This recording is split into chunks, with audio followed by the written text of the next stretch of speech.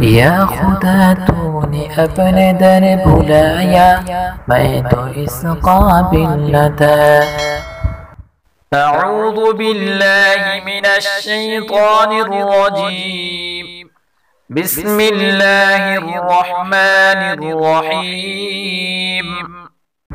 ألم تر إلى الذي حاج إبراهيم في ربه أن آتاه الله الملك إذ قال إبراهيم ربي الذي يحيي ويميت قال أنا أحيي وأميت قال إبراهيم فإن الله يأتي بالشمس من المشرق فأت بها من المغرب فبهت الذي كفر والله لا يهدي القوم الظالمين.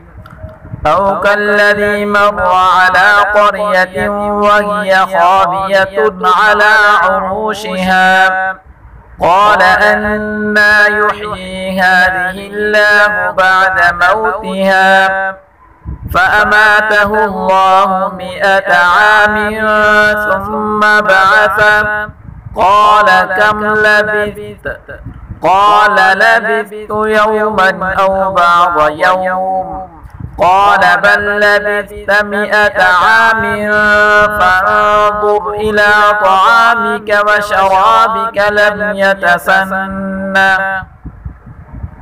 وانظر إلى حمارك ولنجعلك آية للناس وانظر إلى العظام كيف ننشزها ثم نكسوها لحما فلما تبين له قال أعلم أن الله على كل شيء قدير.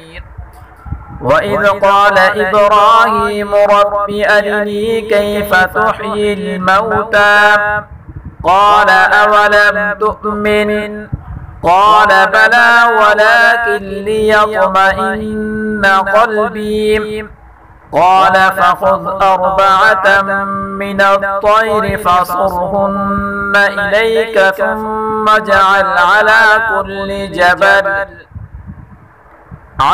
كل جبل منهن جزءا ثم ادعهن يأتينك سعيا واعلم أن الله عزيز حكيم.